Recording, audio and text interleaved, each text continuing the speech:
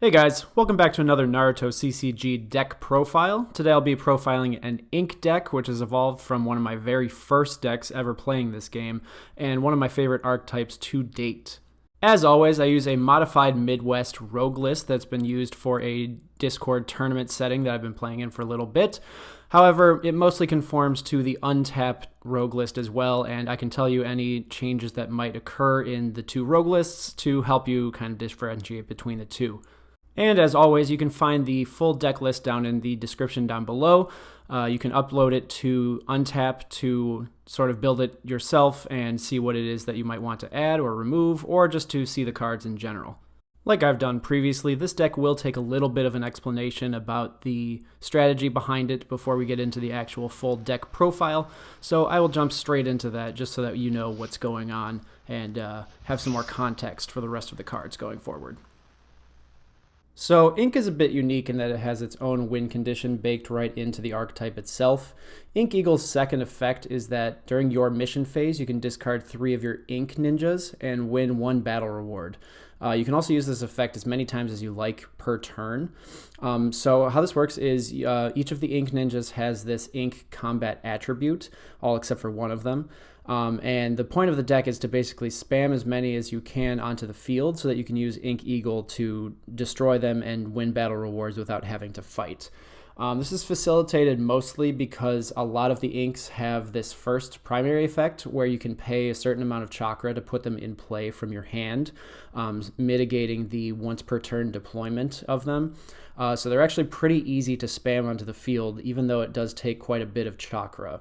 So the rest of the deck is sort of focused on building your chakra, getting these into the hand, and then getting them back to your hand with the mission that I've shown in previous videos for other decks, Inuzuka Clan, where each of your animal ninjas, when it would be discarded, you can move it to your hand instead. So as long as this card is on the field, if Ink Eagle is discarding any of the Ink ninjas on the field for its effect, those ninjas are actually going to go back to your hand instead of being discarded to the discard pile. So then, as long as you have the chakra, you can put them right back down on the field, use Ink Eagle's effect again, win another battle reward, and move on from there. So that is the main point of the deck. It's pretty simple, but the context behind it is what's important moving forward, as you need to know exactly how each piece is going to be fitting into this overall strategy. With that in mind, let's get into the turn 0 ninjas. The first ninja is Kiba Inuzuka. I've shown this a couple of times in other decks. Its effect is when this ninja is deployed, you can reveal the top 5 cards of your deck. In that case, select 1 mission card among them and move it to your hand, then return the rest and shuffle your deck. So this is very important because Inuzuka Clan as well as another mission are pretty key to the deck's functionality. So getting them to your hand as quickly as possible is very, very important. Kiba actually is also an animal, so he does get returned to your hand under the effects of Inuzuka Clan, and he actually is buffed by the primary effect of Inuzuka Clan as well. Not that that comes up very, very often because he is not an ink, obviously, but it can come up and be kind of a safety device in a tight spot. He does have growth, which is kind of a trap because his effect only goes off when he's deployed, and growth is not a deploy. But otherwise, he has pretty mediocre stats for a turn 0, and he's mostly in here just to facilitate searching for that mission.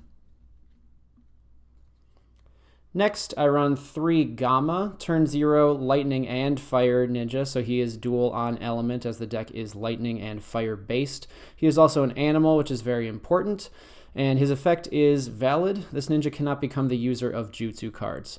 A completely negative effect to counteract the fact that it is a 4-0 on turn 0, which is as strong as it can get off of the rogue lists. But otherwise, he's just in here for the elements and to be a beat stick, as Ink notoriously doesn't have a lot of combat potential. Staying with turn 0s, I run 3 Ink summons, the first inks of the deck, and it will be primarily inks from here on out. Ink summon is unique in that it does not have the ink combat attribute, unfortunately, but it is still useful for running in this deck for its effect. And its effect is when this ninja is deployed, you can move all other ink summon ninja cards from your discard pile into play. Its second effect is essentially just the non-valid text, as non-valid was not a keyword when this card came out. But its effect reads as valid. Sorry, not valid. The non-unique aspect wasn't invented.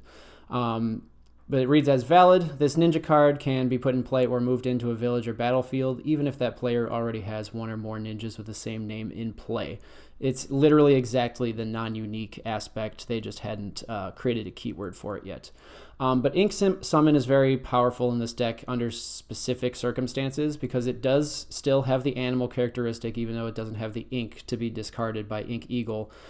Because Ink Summon allows you to stall very well. You don't have to worry about it being destroyed early on because once you get another one in your hand, every one you put down will be a +1 to the field anyway. This is also very helpful for when Inuzuka Clan is on the field because if you sacrifice this ninja for Ink Eagle's effect, which you can do under specific circumstance, you can just discard 2 of them to go back to your hand and then put those into the chakra, use them as chakra for another ink put in play effect so that they go to the discard, and then deploy the third one from your hand to get them all back onto your field again to rinse and repeat as sort of a chakra sink for the rest of the deck. So I think that aspect is a little bit underutilized in most ink decks. I don't really see this come up very often, but it also does have a niche use with a Sai later on anyway. So I do think this is still worth running at 3 on turn 0 just to use as a beat stick and a chump blocker. Lastly, for turn 0s, I run 1 Ink Leech. This is at 1 on the tournament Discord rogue list that I use. I kind of campaigned for it to be myself, so you're welcome, everyone. It is at 0 on the Untap deck list, rogue list, so be aware of that. This is not able to be run in any other rogue list format. Its effect is non-unique, which is irrelevant because you can only run 1 of them. When this ninja is put in play, you can move the top 3 cards of your deck to your chakra area. This is very, very powerful for Ink specifically because Ink does need to have a big chakra sink to get off the effects to put them in play. So any effect you can have to get more chakra without having to charge from your hand is very powerful. If this is unable to be played in your rogue list, I would be playing 2 Kushina, the Chibi Kushina, that does a very similar effect, but only for 2 chakra. Otherwise, I do still just run 1 of these because I kind of want to stay on theme, and that's just kind of a sticking point for me specifically. 2 Kushinas definitely is the way to go over this, in lieu of this, however. It is animal, and it is ink, as every other ink in this deck will be. So obviously it can be used for Ink Eagle's effect, which is then a boon as it can be put back in play to generate even more chakra later. On to turn 1s, I run 3 Ink Fish. It is non-unique as all the other inks are, and its effect is you can pay 3 chakra during your turn to put this ninja card into play from your hand. When this ninja is put in play, you can draw 1 card. So a very basic ninja premise, put it in play, draw a card. Very helpful in the early game for finding the key components of your deck. Stat-wise, it is 2/2 and 0/0 when injured, which is pretty good for a turn 1. It can be frontline or backline for any team that you might be running. Obviously animal and obviously ink, and I will stop mentioning that for the rest of the inks, as you can assume they are all the same. So this is one of the few inks that does allow itself to be put into play with chakra. So this is one of the main inks of the deck to be sacrificed and re-put in play each turn. So you absolutely need to run 3 of these. Still on turn 1, I run 3 Ink Snake. It does not have a put in play effect, unfortunately. However, its effect is when this ninja is put in play, move up to X cards from your discard pile to your chakra area, where X equals the number of your Ink ninjas, Ink being the combat attribute, not the name. So this is incredibly powerful in this deck because, as I said, it uses a lot of chakra. So if you've put in play a lot of inks with their effect, you're going to want to use this as your once per turn deploy very last so that you can get your chakra back and use it again later on that turn, or even save it for the next turn. So I run 3 of these because you want to see this as early as possible so that you can keep your chakra high and not really worry about having to charge things from your hand, just to keep yourself in the game for the ink tributes. On to turn 2, I run 3 Ink Mouse. Its effect is you can pay 3 chakra on your turn to put this ninja into play, and then during your turn you can discard this ninja, and all of your lightning chakra count as 2 lightning during this turn. So I run 3 of these, not only because it is another put and play ink ninja, but because it can actually double the amount of chakra that each of your lightning chakra is worth during the turn, which is very powerful. It's essentially doubling the amount of chakra that you have without having to restock it manually. This is also a very beneficial effect because it is discarding itself, so you can actually use this effect while it's on the field to put it back into your hand with Inuzuka Clan, to then use its effect to put itself back into play again, which is going to facilitate a relationship with a mission later on. Its stats are mediocre for turn 2, 1, 2, and 0, 0. It's fine in the back, but otherwise you're going to be using it for this effect. Most of the effects of the inks are what they're in here for. They're not really here to be combat ninjas specifically.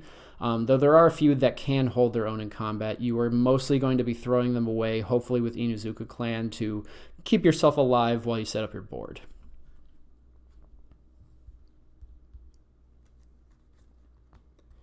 The last turn 2s I run are 2 Ink Lion. It has the same effect to put in play with 4 chakra, which is much higher than I would like, but with Ink Mouse on the field, it's actually going to be equal, since you're going to have to pay 2 chakra with each one counting as 2 anyway for your 3 cost inks. But second effect is when this ninja is put in play, all your other ink ninjas get +1/+1 during this turn. So this can actually scale up pretty quickly. At minimum, for each team, you're going to have probably a +3 just for having a full team of 3. But when used with the Ink Eagle facilitating the battle rewards, and this might be getting put in play, 2 or 3 times per turn, it does stack as it's sort of like a field effect. So it can boost your ninjas up to something like +9 for each team just by putting this ninja into play multiple times alone. So that is pretty powerful on its own self. It is 3-0 and 2-0, which is fine, but it is mostly going to be here for the combat buffing aspect and to be another body to be put in play, even if it is one of the more expensive bodies. On to turn 3s, I run 3 Ink Eagle. As I explained before, this ninja can be put in play with 3 chakra, and it is the main card in the deck, as you can discard 3 of your Ink ninjas to win 1 battle reward, and you can use this as many times as you would like per turn. So obviously the main goal is to put this on the field and discard all your other inks to win battle rewards. This is usable on itself for if you're trying to win that one last battle reward, or even if you need to get it off the field to kind of save it for later, or even put it back into play to draw more cards with a mission later. Obviously, you can discard other copies of itself, as it's non-unique, as all inks are. And being 3/3 is actually pretty good. 3 support value is pretty decent for a turn 3 ninja. So this is the main card of the deck. You need to see this to even have a shot at winning this game. Continuing on with turn 3s, I run 2 Monkey King Enma. It is a fire ninja, one of the few in this deck. And its effect is deploying your animal ninja cards does not count towards the one ninja per turn restriction. Unfortunately, this has been errated to only work once per turn, so eventually, inevitably, you get 2 deploys each turn, which is still very valuable, especially if you can cycle Ink Snakes to recycle your chakra multiple times per turn, since that ninja can't be put in play by paying chakra. But before it was errata, you actually had an OTK possible, because Ink Eagle would just discard and Monkey King Enma would let you deploy right immediately back again. You wouldn't have to use your effect in the first place. But unfortunately, that is no longer the case. It was stupid, broken, so it's absolutely the right choice. But that is the reality of it. It is an animal, so it does get affected by Inuzuka Clan and go back to your hand. And its second effect is pretty relevant. Valid, while this ninja is in the same team as the third Hokage, it gets +2/+2. There are no third Hokages in this deck, so that is not going to come up ever. So it's the turn 3, 0 hand cost, and one of the other key components of the deck, but not really relevant until later on. For turn 4s, I run 1 Sai. Its effect is when this ninja is deployed, put in play up to 2 Ink ninja cards with an entrance cost of 4 or less from your discard pile or chakra area. There's only 1 Ink card that does not have a entrance cost of 4 or less, so this can deploy pretty much every Ink that you have. This does not include Ink Summon, unfortunately, as it does not have the Ink Combat attribute, and that's what it is searching for. But this is a very beneficial card, as it gets you +2 to your field, and it is one of the only ways to get your ninjas out of the discard or chakra area. This is also just, in terms of resources, cheaper than putting those ninjas into play as if they were in your hand. You could even just charge cards from your hand directly right before you're about to deploy Sai, and then get those cards onto your field immediately. So that is a little benefit to having him in here. I only run 1 because there is a better Sai that we're about to read about. But in a pinch, this Sai can swarm your field pretty well and get you out of a tight spot.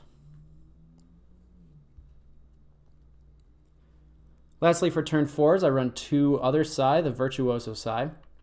Its effect is when this ninja is put in play, you can draw 1 card for each Ink Ninja and Ink Summon Ninja you have. So later on, this can actually draw you quite a bit. You can have something up to like 10 inks at a time on your field on a good turn, especially since you're trying to spam them. And essentially for every draw that you get in this deck, it's another piece of chakra that you have to use to further facilitate drawing, putting in play more inks. So this is also beneficial because it can growth on top of the previous Sai. So you can put this Sai into play, deploy 2 of your inks from your chakra or discard pile, and then next turn growth over that to draw even more cards off of that for this Sai that you want to have in play. Sai is helpful in this deck because it does work with inks quite well, even though it is not animal, it is not ink combat attribute, so it doesn't really work with Ink Eagle itself. But the draws and the put in play effects facilitate the strategy pretty well.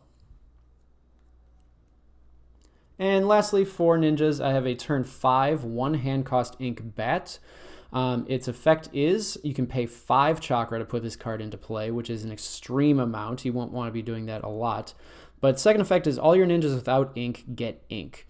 So this card is still worth having in the deck because, you know, if you're swinging out for your last battle rewards and you have this on the field, now you can sacrifice your Sais, now you can sacrifice Monkey King Enma, Kiba, Gama, even Ink Summon at that point.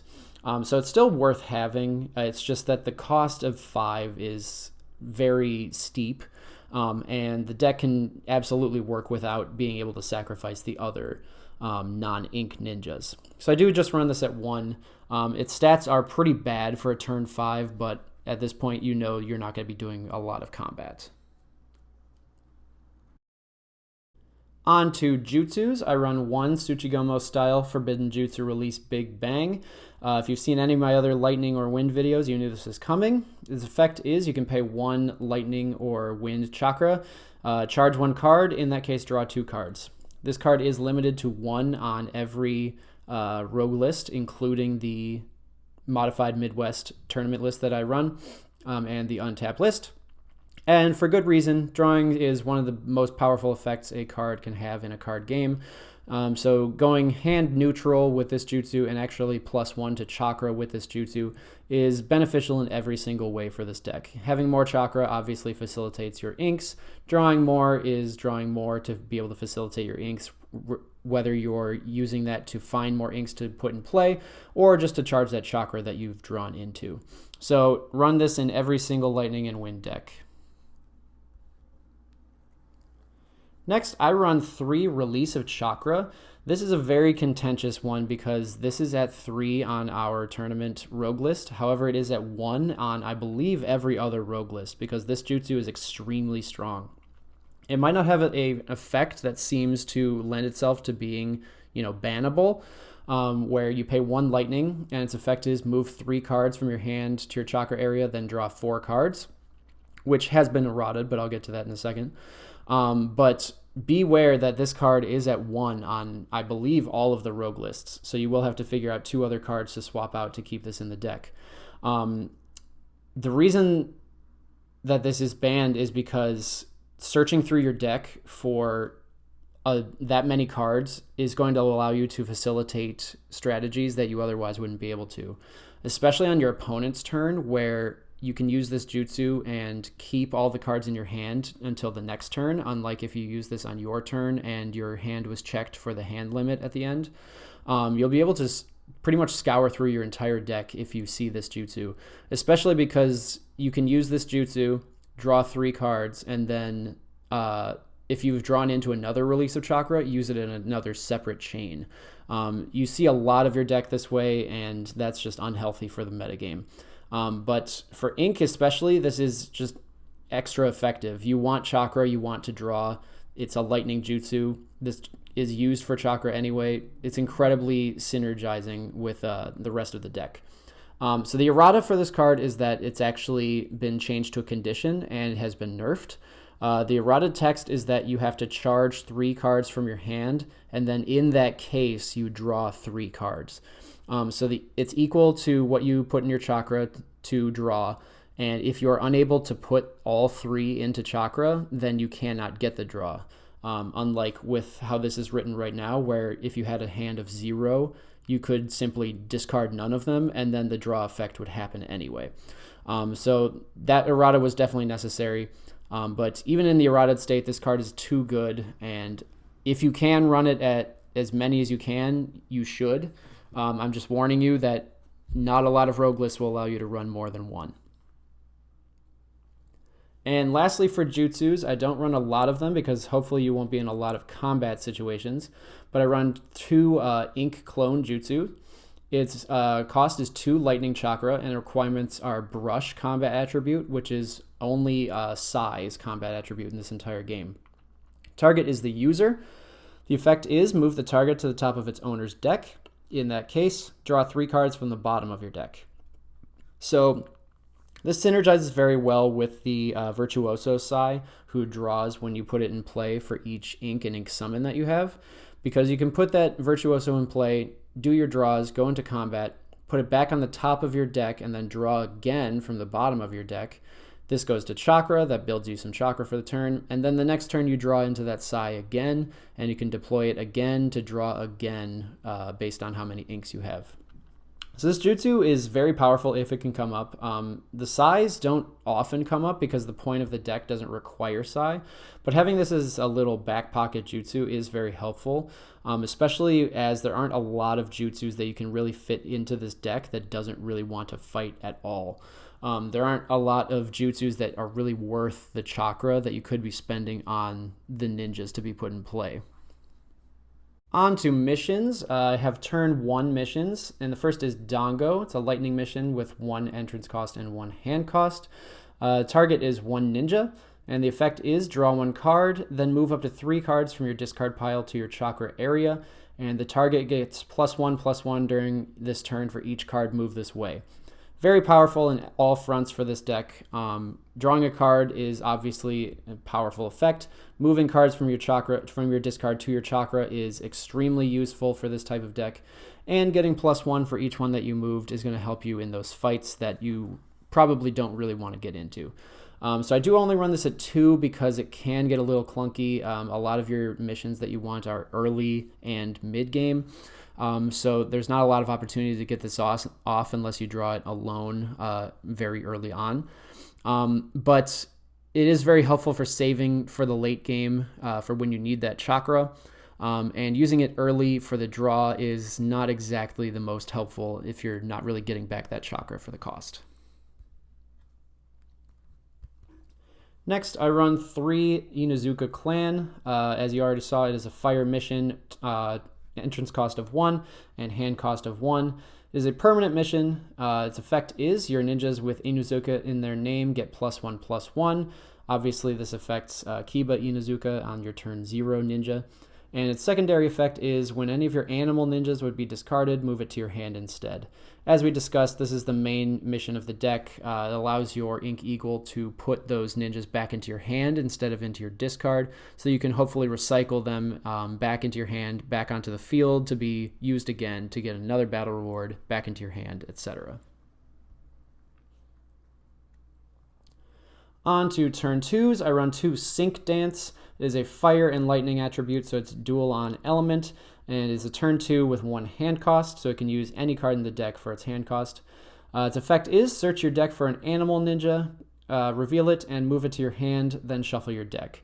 Just a general tutor for almost everything in this deck except for the size. It's mostly in here to search out for any of the inks that you might need. If you have Eagle, you'll be searching out Ink Fish. If you have Fish, you'll be searching out Eagle. If you have both of those, maybe you'll search out Ink Snake. Maybe you're in the end game and you need to search out Ink Bat to allow you to sort of use your other ninjas as sacrifices. Maybe you need to search out Enma so that you can get the deploys. No matter what you're searching, almost every card in this deck is an animal except for Sai. So it's very helpful. And even more importantly, possibly, is the fire element, as the Inuzuka clan can only use a fire element for its hand cost.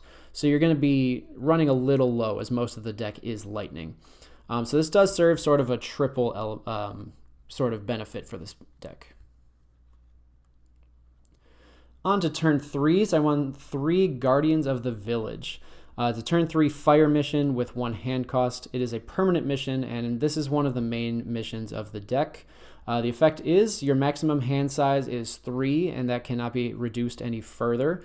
So the hand size comes up at the end of your turn. Your hand is checked to make sure that you don't have more than 6 cards in your hand. Otherwise, you will have to discard down to 6. With this mission on the field, that total is 3, so you cannot have more than 3 cards in your hand at the end of your turn. However, you can exceed that limit on your opponent's turn, as it does not check on their turn. So like I was saying with Big Bang and Release of Chakra, if you use those on your opponent's turn, you can actually exceed this amount and be safe for your turn. Or if this isn't even down, you can exceed the normal amount of 6. But the negative is because the positive second effect is very powerful. When you put in play a ninja, you draw a card, just straight up. So if you deploy an Ink Fish with this on the field, you'll actually just draw 2 cards. If you deploy, Enma, you'll draw 1 card.